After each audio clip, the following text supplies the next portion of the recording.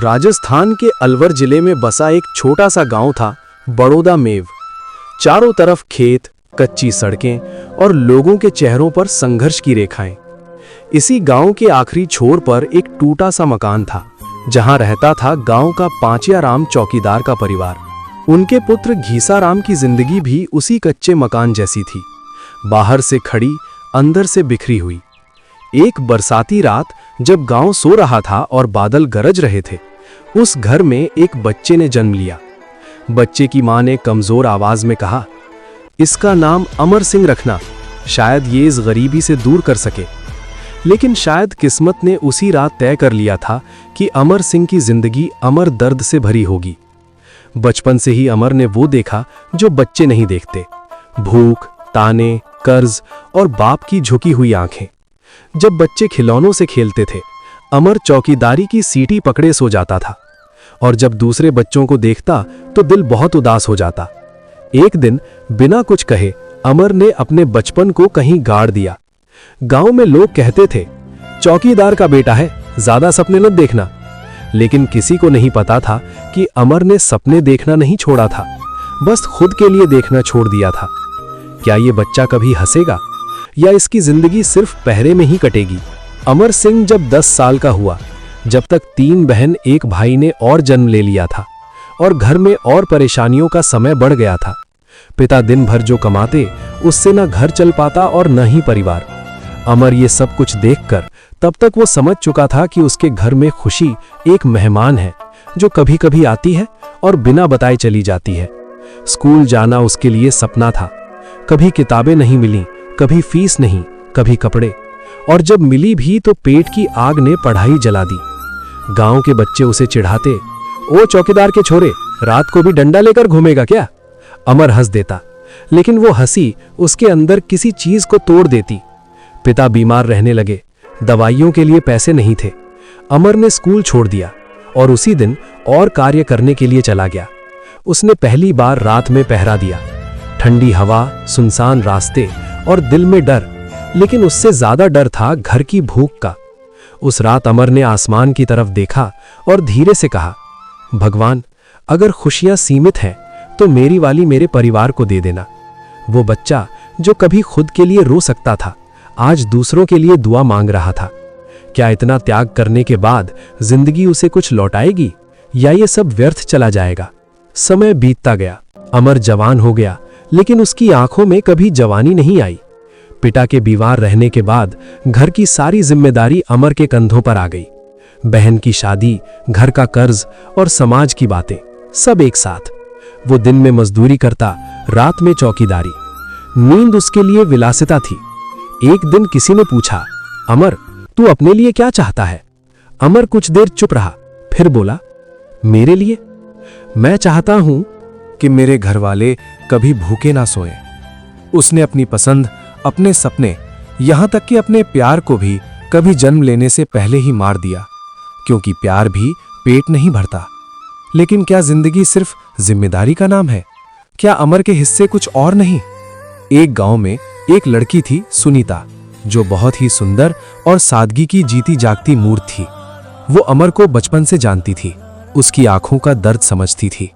वो जानती थी कि अमर हंसता कम और सहता ज्यादा है। एक दिन सुनीता ने हिम्मत करके कहा, अमर, तुम भी इंसान हो, तुम्हें भी खुश होने का हक है।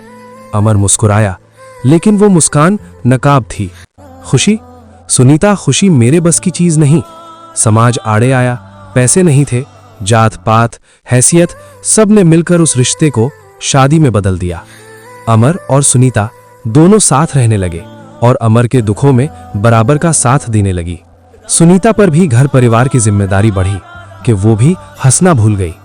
उसी समय परिवार पर दुख के बादल टूट पड़े और अमर के दादाजी शांत हो गए। इधर 2 बहनों की भी शादी करनी थी, उधर समाज परिवार ने दबाव बनाया कि मृत्यु भोज किया जाए। ये समय बहुत ही दुख भरा था। बहन की शादी करें या मृत्यु भोज? अमर ने अपने पिताजी से निवेदन किया कि हम दोनों ही कार्य करेंगे, जमीन को गिरवी रख देते हैं और कार्य करते हैं। पिताजी ने कहा, बेटा, तुमने मुझे सही वक्त पर हिम्मत देकर समाज के आगे झुकने नहीं दिया। एक दिन पिताजी और माताजी के द्वारा अमर और सुनीता को अलग कर दिया जाता है और नहीं कोई घर दिया, नहीं खाने के लिए अनाज। दोनों बहुत दुखी हुए और रात भर रोते जागते रहे। सुबह हुई।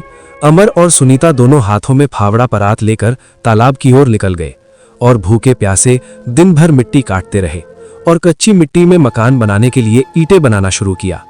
4-5 दिन मेहनत करके ईंटें बनाई और एक सपनों का कच्चा घर दोनों ने मिलकर तैयार किया। धीरे धीरे समय गुजर रहा था। अमर ने अपनी पढ़ाई छोड़कर रोज मजदूरी करने लगा। रोज सुबह माँ खाना बनाती और अमर अपने गांव वालों के साथ पहाड़ों में पत्थर तोड़ने जाने लगा। रोज रात को घर पर आना, सुबह जल्दी ही चले जाना। जीवन दुखों में गुजरता रहा। कुछ पैसे इकट्ठे कर गिरवी रखी हुई जमीन को छुड़ा लिया तो माँ बाप ने फिर से मिला लिया।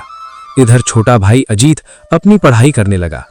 अमर ने कहा, भाई मेरे सपने तो अधूरे रह गए, पर तेरे सपनों को नहीं बिखरने दूंगा। अमर की तीनों बहन, छोटा भाई हमेशा अपनी भाभी को मिलकर बोलती कि आप दोनों ने हमको किसी भी प्रकार की परेशानी नहीं आने दी। आप भाई भाभी नहीं, माँ बाप हो। समय गुजर रहा कि एक खुशखबरी आती है कि दिल्ली पुलिस में अमर का फिजिकल पास हो गया है, पर वहां पर भी खुशियों ने अंकुश लगा दिया। पैसे नहीं होने से वो भी हाथ से निकल गए और अमर टूटता जा रहा था। अब अमर अकेला रहता है। घर भरा है लेकिन दिल खाली। वो परिवार को हंसता देखता है और अंदर ही अंदर टूटता रहता है। रात के पहरे में जब पूरा गांव सोता है, अमर जागता है। कभी कभी वो खुद से पूछता है, क्या मेरी जिंदगी का यही मतलब था? लेकिन जवाब खामोशी देती है। क्या ये खामोशी कभी टूटेगी? जिंदगी ने अमर सिंह को कभी सीधा रास्ता नहीं दिया, लेकिन कई बार सबसे अंधेरी रात में भी एक छोटी सी रोशनी दिखाई देती है। गांव में एक दिन नया सरकारी अफसर आया। वो पहली बार रात में निरीक्षण पर निकला। ठंडी हवा, सन्नाटा, और उसी सन्नाटे में अमर सिंह अपने डंडे के सहारे खड़ा था। आंखों में नींद नहीं, जिम्मेदारी थी। अफसर ने पूछा, इतनी रात में भी अकेले डटे हो? अमर ने सिर झुकाकर कहा, साहब ये मेरा फर्ज है। अफसर को हैरानी हुई। इतने सालों में किसी ने अमर को इंसान की तरह नहीं देखा था, सिर्फ चौकीदार की तरह। अफसर ने पंचायत में उसका नाम लिया। पहली बार अमर का नाम सम्मान के साथ बोला गया। घर आकर अमर बहुत देर तक चुप बैठा रहा। दिल में एक अजीब सी हलचल थी, उम्मीद और डर दोनों साथ। क्या सच में जिंदगी बदल सकती है, या ये भी एक सपना है जो सुबह टूट जाएगा? उम्मीद के साथ इम्तिहान भी आता है। एक रात चोरी की बड़ी घटना हुई। गांव के रसूखदार लोग शामिल थे। अमर ने सब देख लिया। अगली सुबह उसे बुलाया गया। एक मोटी रकम सामने रखी गई। चुप रहो, जिंदगी आसान हो जाएगी। अमर का हाथ कांप गया। उसके सामने बहन की जरूरतें, घर का कर्ज और खुद की टूटी हुई जिंदगी घूम गई। बस एक हां और सब बदल सकता था। लेकिन उसने पैसे पीछे कर दिए। साहब मैं गरीब हूं लेकिन गद्दार नहीं। वो जानता था इस फैसले की कीमत चुकानी पड़ेगी, और सच में उसका तबादला कर दिया गया, और भी मुश्किल जगह। क्या ईमानदारी सिर्फ सजा ही देती है? अमर का परिवार उससे नाराज था। सब कहते मौका हाथ से जाने दिया। एक दिन बहन ने रोते हुए कहा, भैया आपने हमेशा सबके लिए किया, पर हमारे हालात क्यों नहीं बदले? ये शब्द अमर के दिल में चाकू की तरह लगे। वो चिल्लाना चाहता था, मैंने अपनी जिंदगी दे दी, लेकिन वो चुप रहा, क्योंकि उसकी आदत थी चुप रहकर सहने की। उस रात अमर पहली बार टूटा। क्या परिवार भी उसे नहीं समझेगा? ये पहली बार था जब अमर सिंह अपने आप के साथ बैठा था। कोई आवाज नहीं, कोई सवाल नहीं, सिर्फ रात, सन्नाटा और उसका थका हुआ दिल। गांव की आखिरी सड़क पर पहरा देते हुए उसने अचानक महसूस किया कि आज उसका बोझ कुछ ज्यादा ही भारी है। सालों से दबाए गए दर्द आज भीतर से उठकर बोलने लगे थे। उसने खुद से पूछा, अगर मैं ना होता तो क्या बदल जाता? गांव फिर भी सुरक्षित रहता, परिवार फिर भी किसी तरह जी लेता, और शायद मेरी जगह कोई और चौकीदार खड़ा होता। यह सोच उसके दिल को चीर गई। इतने सालों में उसने परिवार के लिए जिया, समाज के लिए जिया, जिम्मेदारियों के लिए जिया, लेकिन खुद के लिए कभी नहीं। आईने में देखकर उसने खुद से कहा, तू आखिर है कौन? एक इंसान या बस एक जिम्मेदारी? आंखों से आंसू गिर पड़े।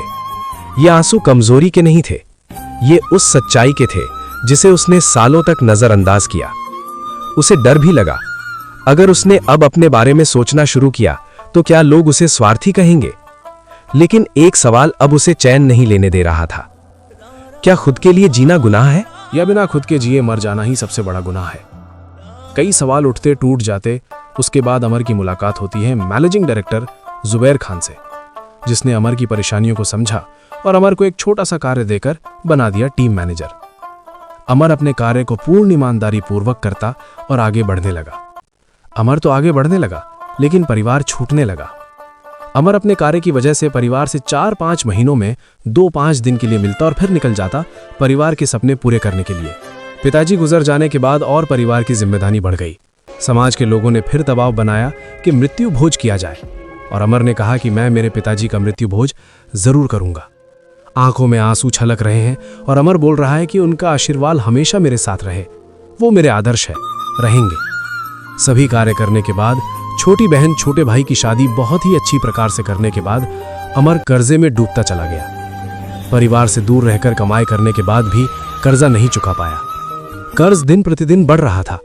इधर समय भी करवट बदल रहा था। माँ, भाई, बहन सभी ने अपने अपने विचार बदल लिए और रोज अमर को ताने देने लगे, तूने किया क्या हम सबके लिए। अमर बेबस, लाचार, रात भर रोता और अपने आंसुओं को ही पीने लगा। अकेला रहने लगा। दिन भर सभी दोस्तों की भीड़ में रहता, लेकिन रात को अकेला, बेबस, लाचार, रातों को जाग जाग कर रोता। परिवार धीरे धीरे दूर होता चला गया। रिश्तेदार दूर हो गए, कहीं ये हमसे पैसा नहीं मांग ले। आज भी अमर सिंह हर सुबह उसी वक्त उठता है, आज भी मेहनत करता है और रात में आंखों में वही थकान।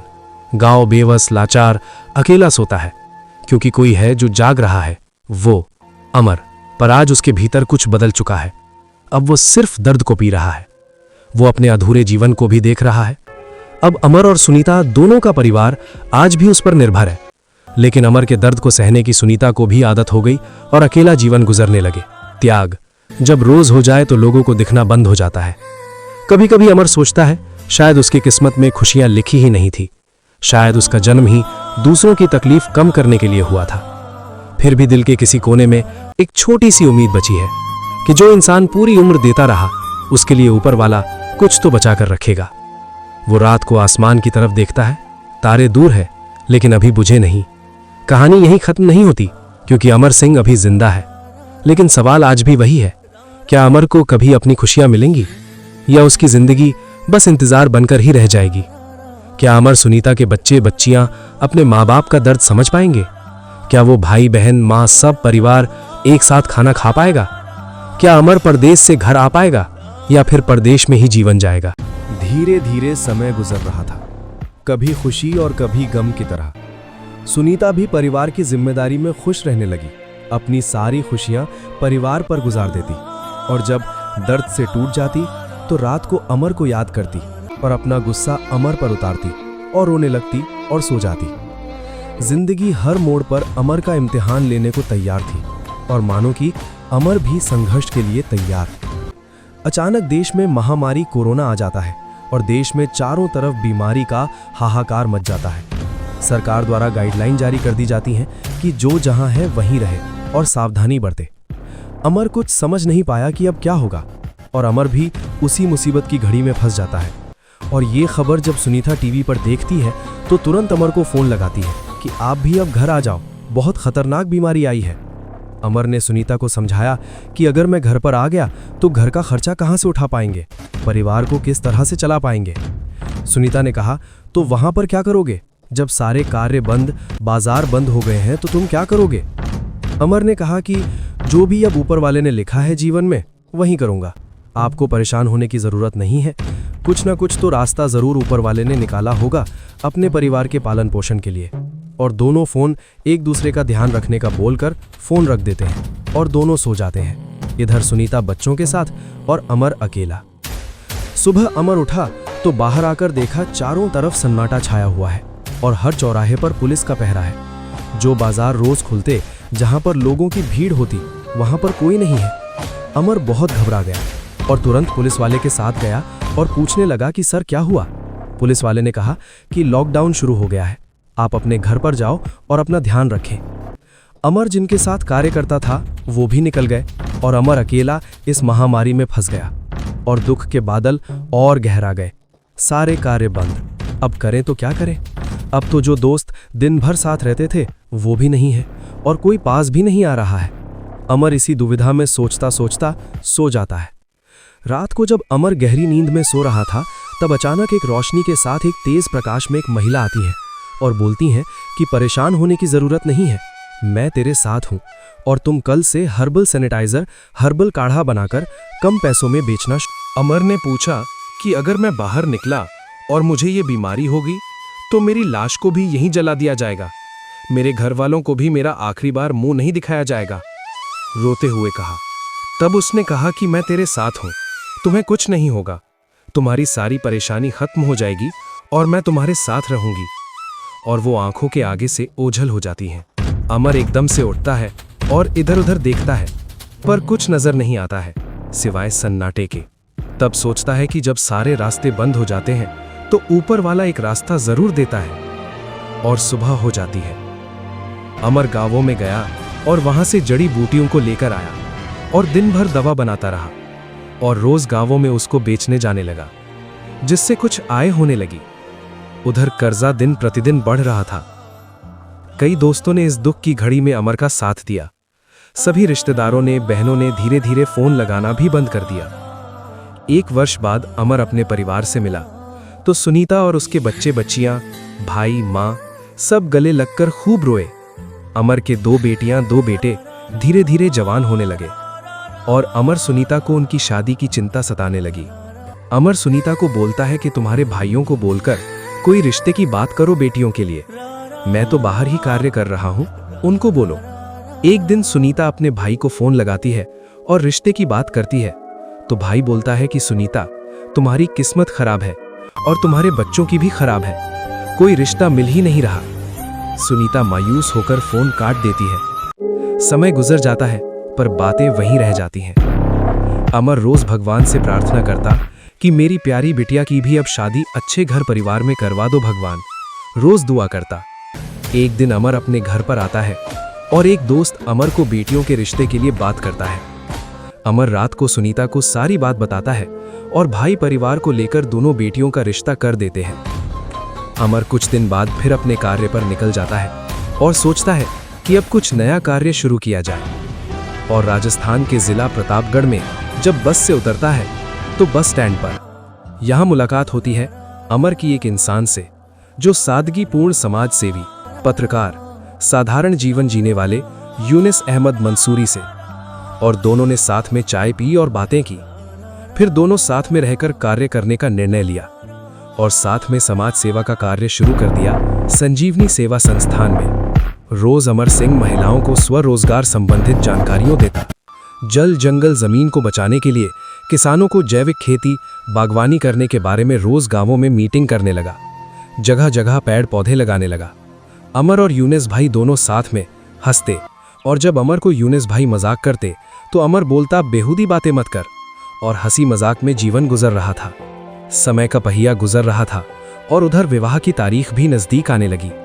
अमर रोज अपने मित्रों, रिश्तेदार और बच्चियों की शादी में मदद की बात करता। सभी ने विश्वास दिलाया कि हर तरह से मदद करेंगे, आप घबराओ मत भाई। अमर की हिम्मत बढ़ने लगी और अपने कार्य पर ध्यान देने लगा। यूनिस अहमद मंसूरी दोनों भाई की तरह से रहने लगे और हर तरह से मदद करने लगा। दोनों दिन भर कार्य करते, सुख दुख की बात भी कर लेते और खुश रहते। समय और एक अमर का इम्तिहान लेने को तैयार बैठा हुआ था। शादी का समय नजदीक आया। सभी रिश्तेदारों, मित्रों को शादी की पत्रिका भेज दी गई और घर में खुशियों का माहौल बन गया। सुनीता अमर को फोन लगाती है और कब आओगे घर पर पूछती है। अमर जवाब देता है, जल्दी ही आऊंगा। पैसों की क्या व्यवस्था है? सुनीता ने पूछा। अमर ने कहा कि सभी को बोल तो रखा है पर अभी किसी ने भी नहीं दिए हैं। सुनीता गुस्से में बोलती है, क्या शादी के बाद देंगे? अमर चुप हो जाता है और फोन काट देता है। इधर घर पर विवाह की तैयारियां जोरों पर चलने लगती हैं। अजीत अपने भतीजों के साथ जरूरी कार्य करने लगा और बार बार अपनी भाभी से पूछता है कि भाई कब आएंगे। उनका एक ही जवाब आ जाएगा, उसको नहीं दिख रहा कि बेटियों की शादी है। अमर फिर रात को टूट जाता है। परेशान होकर रोता है कि अब मैं क्या करूं? सभी ने पैसों के लिए मना कर दिया, अब क्या करूंगा? शादी की पत्रिका भी हर जगह भेज दी गई है, अब क्या होगा? और ऊपर वाले को मदद की गुहार लगाता है और रोने लग जाता है और रोते रोते सो गया। सुबह हुई। यूनिस भाई ऑफिस पर आते हैं और अमर का हालचाल पूछते हैं। तो अमर रोने लगता कि भाई अब लगता है शायद अब मरने का समय आ गया है, और रोने लगता है। यूनुस भाई बोलता है कि बेहूदी बातें मत करो, ऊपर वाला अपनी मदद जरूर करेगा, और हिम्मत बढ़ाता है और दोनों कार्य पर लग जाते हैं। समय गुजर रहा है और शादी की तारीख करीब आती जा रही है। सुनीता भी अपनी सहेलियों को बोलती हैं पैसों के लिए, तो सहेलियों बोलती हैं अपने भाइयों को बोलो, वो बहुत पैसे वाले हैं, दे देंगे, और ताने मारती हैं। सुनीता चुप हो जाती है और रात भर जगती है, रोती है और ऊपर वाले से मदद की पुकार लगाती है। अमर प्रतापगढ़ से बस में बैठकर अपने घर पर आता है और शादी की पूरी तैयारी देखता है और भाई बच्चों से चर्चा करता है। सुनीता अपने गांव शादी का निमंत्रण देने के लिए अपने पूरे परिवार की महिलाओं को लेकर जाती हैं। सुनीता के परिवार वाले अच्छे से खाना खिलाते और सम्मान करते हैं। वहां से आते समय पर अमर और सुनीता उनके भाइयों को मदद की बात करते हैं और आंखों में आंसू उम्मीद की झलक लेकर अपने घर पर आ जाते हैं। और रात को सुनीता अमर दोनों चर्चा करते हैं कि किस तरह से शादी करेंगे, क्या होगा, कैसे होगा।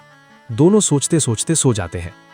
ये सो समय था जहां पर दोस्त, मित्र, रिश्तेदारों को परखने का कौन मदद करता है। सुबह हुआ, अमर ने सुनीता के भाई को फोन किया और मदद के लिए बोला, तो उसने कहा कि हम तुम्हारे घर को भी जानते हैं, कब की शादी है, कब आना है, और तुम्हारे गांव को भी जानते हैं, दोबारा मदद के लिए फोन मत करना, और फोन काट देता है। अमर और सुनीता दोनों ने ये सब सुना तो आंखों से आंसुओं की धारा छलक उठी। ऊपर वाला हमेशा सत्य की परीक्षा लेता है और धैर्य रखने वाले की विजय भी करता है। तभी अमर के पास प्रतापगढ़ से यूनुस भाई का फोन आता है और बोलता है कि शादी के अंदर कोई भी कमी नहीं आनी चाहिए और किसी भी चीज के लिए परेशान मत होना। इधर सुनीता की सहेली भी मदद का हाथ बढ़ा दिया और अमर के दोस्तों ने भी मदद का हाथ बढ़ाया। घर व रास्तों पर सजावट की गई। आने वाले अतिथियों का फूलों की माला पहनाकर स्वागत किया गया। शादी की तैयारी जोरों से होने लगी। शादी की शहनाई गूंजने लगी। दोनों दूल्हे राजा घोड़ों पर सवार होकर बैंड बाजे के साथ, आतिशबाजी के साथ बारात लेकर पहुंचे। इधर अमर ने परिवार, भाई, रिश्तेदारों का आगे आकर स्वागत किया। बारात आने वाले सभी अतिथियों, मित्रों, रिश्तेदारों को स्वागत कर भोजन कराया गया। रात भर शहनाई की धून, बैंड बाजे बजते रहे और सुबह हुए धूमधाम से बेटियों की रोते रोते विदाई की गई। अमर और सुनीता दोनों ने रोते रोते ऊपर वाले का शुक्रिया अदा किया और कहा कि आपने हमारी लाज रख ली सांवरिया सेठ, और कहा कि इसी तरह आशीर्वाद हमेशा बनाए रखना। और शादी के कुछ दिन बाद अमर वापस प्रतापगढ़ अपने कार्य को करने के लिए आ जाता है। और वहीं अकेला जीवन, अब तो अमर को अकेला रहने की आदत सी हो गई है। दर्द को सहन करने की आदत सी पड़ गई है। जब ज्यादा दर्द होता है तो आंखों से आंसुओं की धारा बनकर निकल जाता है और अमर यूनुस भाई, दिलीप सिंह देवड़ा, हेमंत भाई, बालाराम जी, मांगीलाल वो महिला कार्मिकों के साथ दिन भर अपना कार्य करता है और रात को छत पर अकेला तारे गिनता है।